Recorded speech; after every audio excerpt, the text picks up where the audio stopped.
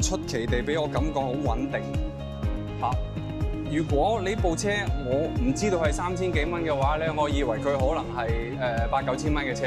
即係好多人都懷疑啲單車輕咗嘅話，佢會飄啊嘛。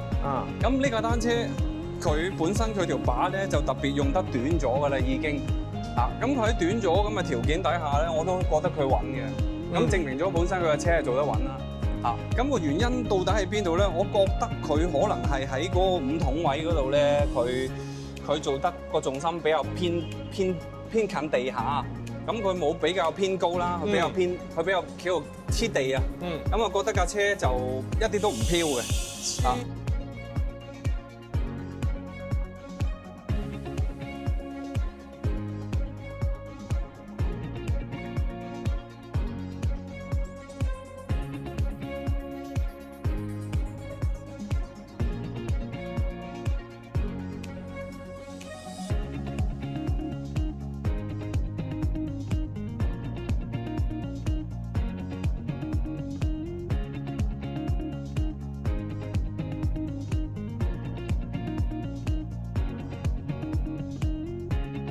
大家一定係好回味我哋剛剛重溫過喺上年9月份 Java Neo 16寸面世嘅時候做過嘅實地評測以及試車嘅片段。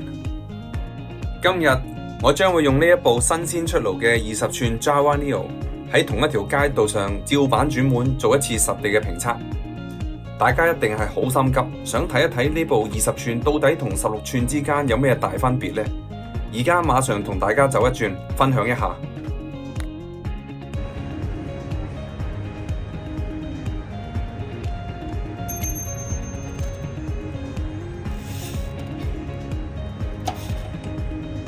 好，而家我哋慢慢 feel 下呢個20寸406嘅車嘅穩定性先，慢慢 feel 下佢。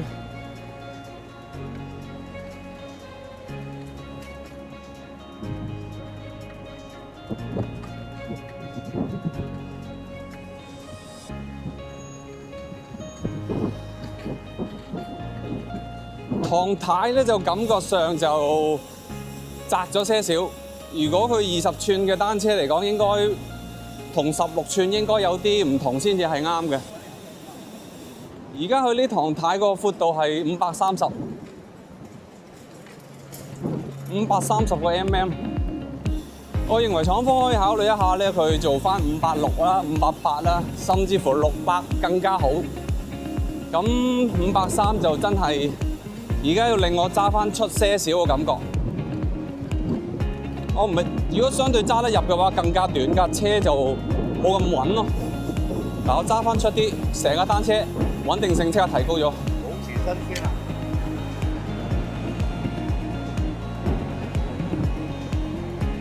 咁架單車個穩定性係好高嘅。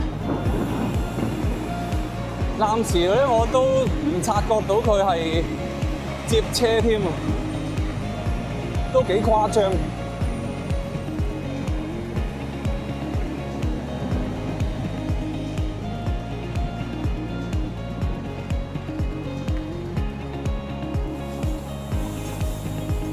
行條直線都係好直啊，間車咁直。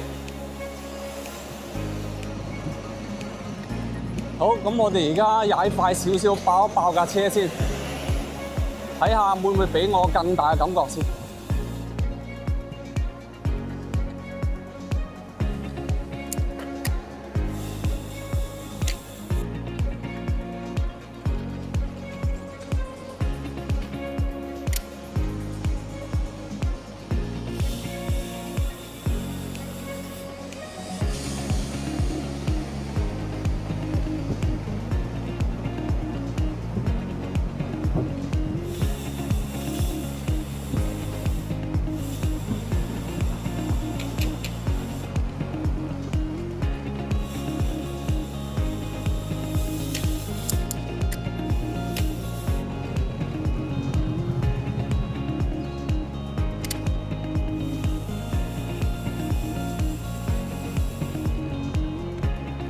好，而家我嘗試一下單手 hold 住部單車，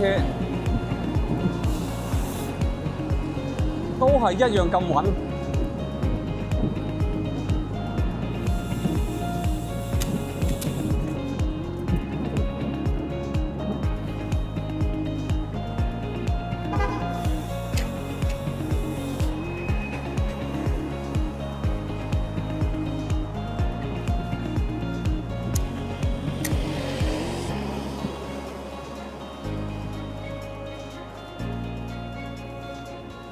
如果唐太再改闊啲，換埋個橡膠手筒嘅話呢，咁就 good fit 啦。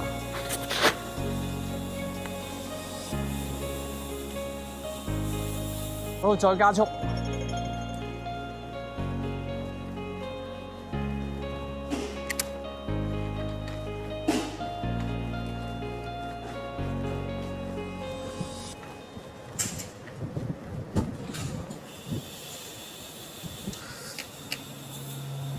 哇！呢條友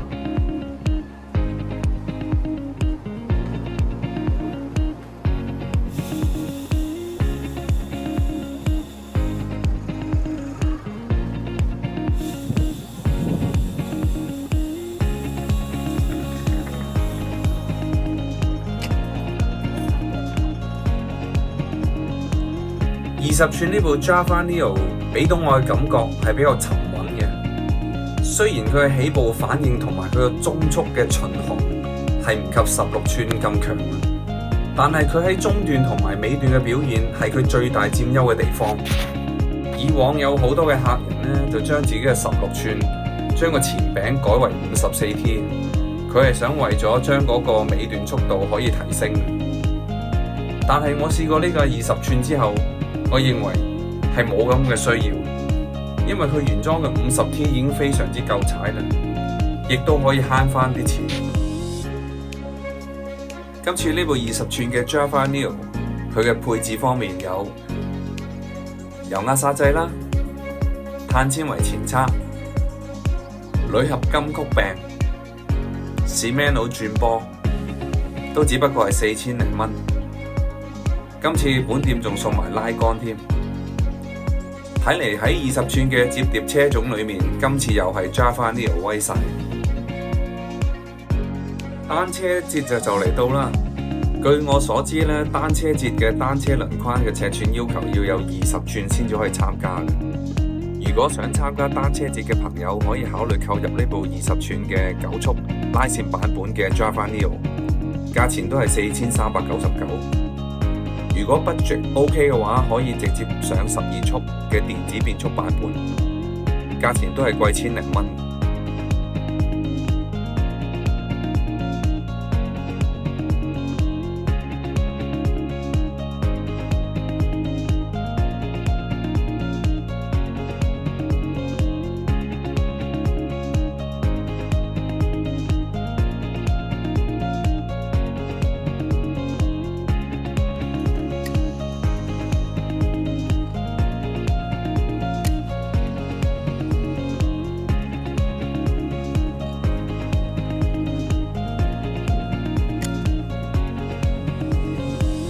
有啲人真係唔知咧，嗰個五筒位啦，高咗同低咗有咩影響？嗱，我最欣賞呢個 Java Neo 個五筒位離地嘅高度咧，佢係可以喺任何嘅路面上面係好容易修正翻架車嘅直線嘅。相對地，有其他牌子嘅五筒位咧比較高嘅話咧，咁有時架車一撩咧，我就可能要撩2下、撩3下架車先至可以修正翻個直線。